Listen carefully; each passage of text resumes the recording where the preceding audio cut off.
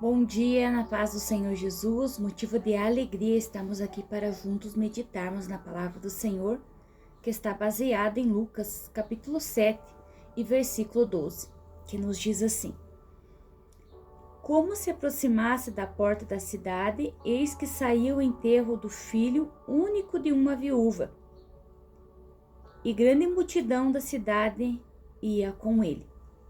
Aqui Jesus está se aproximando da porta da cidade, chegando à cidade, e saindo da cidade está uma multidão com aquela viúva que perdera seu filho. Primeiro, essa mulher vai perder o esposo. Nós vamos ver que essa mulher vai perder ali o provedor do lar. E nós sabemos que antes não tinha o INSS, a aposentadoria. Nós vamos ver que o que restava para essa viúva era ela catar ali as respigas das colheitas. E nós vamos ver que essa mulher, quando ela perde o seu marido, ela se torna viúva. Ela passou pelo sofrimento, pela perda, pela angústia, pela dor, pelo luto. E agora, mais uma vez, a morte bate na porta da casa dessa mulher e leva o seu filho. E mais uma vez essa mulher vai passar pelo sofrimento da dor, da perda, da angústia, da solidão. Porque outrora o seu filho era a sua companhia. E hoje não mais ela teria companhia, ela estaria sozinha.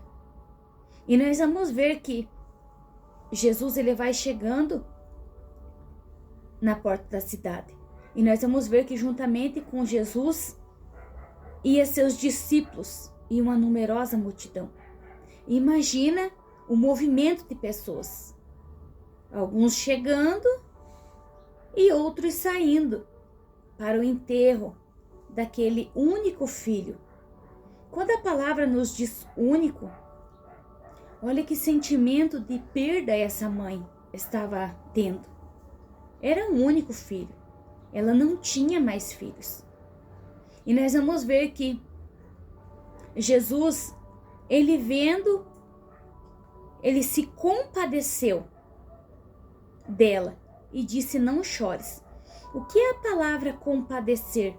A palavra compaixão é um sentimento profundo de tristeza e de dor diante do sofrimento alheio. Aqui Jesus, ele vai se colocar no lugar dessa mulher. E quando Jesus diz para ela: não chores, Jesus estava falando no espiritual: eu vou restituir a vida. E nós vamos ver que Jesus, ele chega, ele toca no esquife, e no mesmo momento eles pararam, né? Jesus toca no esquife e ali aqueles que conduziam, eles pararam. E Jesus disse para aquele jovem: eu te mando, levanta-te. E nós vamos ver que no versículo 15, sentou-se o que estivera morto e passou a falar, e Jesus o restituiu à sua mãe. Aqui nós vamos ver que quem é que não ouve e não obedece à voz de Jesus? Não existe, a morte não paralisa quando Jesus manda. Nada impede de Jesus operar. Aqui Jesus vai restituir a vida para aquele jovem. Quando ele diz: eu te mando, levanta-te. A morte bate retirada e aquele jovem, ele vai sentar e ele vai responder o comando espiritual ao qual o mestre, o rei dos reis, o senhor dos senhores ordena. O morto sentou-se o que estivera morto e passou a falar. e Jesus o restituiu à sua mãe.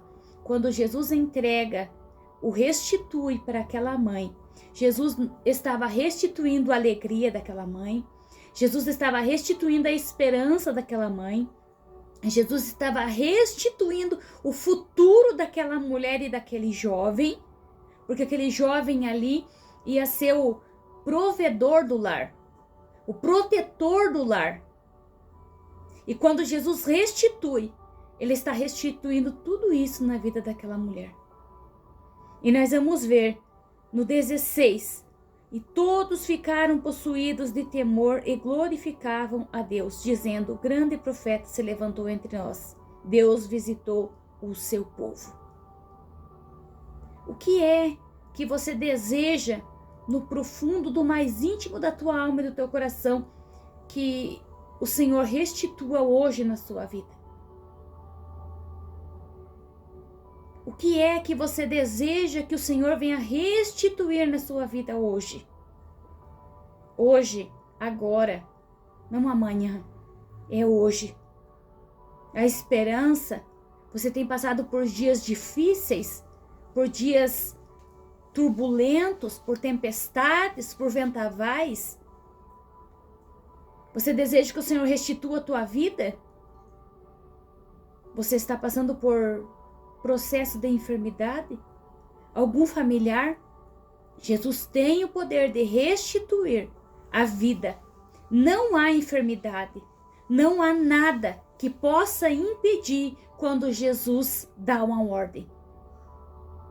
Aqui eu imagino imediatamente a morte indo embora e a vida tomando conta daquele jovem.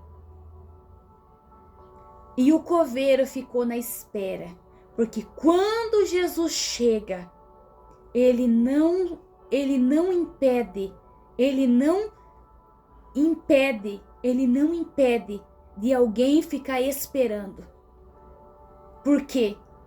Porque o coveiro ia enterrar a esperança daquela mãe. Mas Jesus chega e restitui a esperança. Jesus chega, restitui a vida, restitui a esperança, restitui a alegria.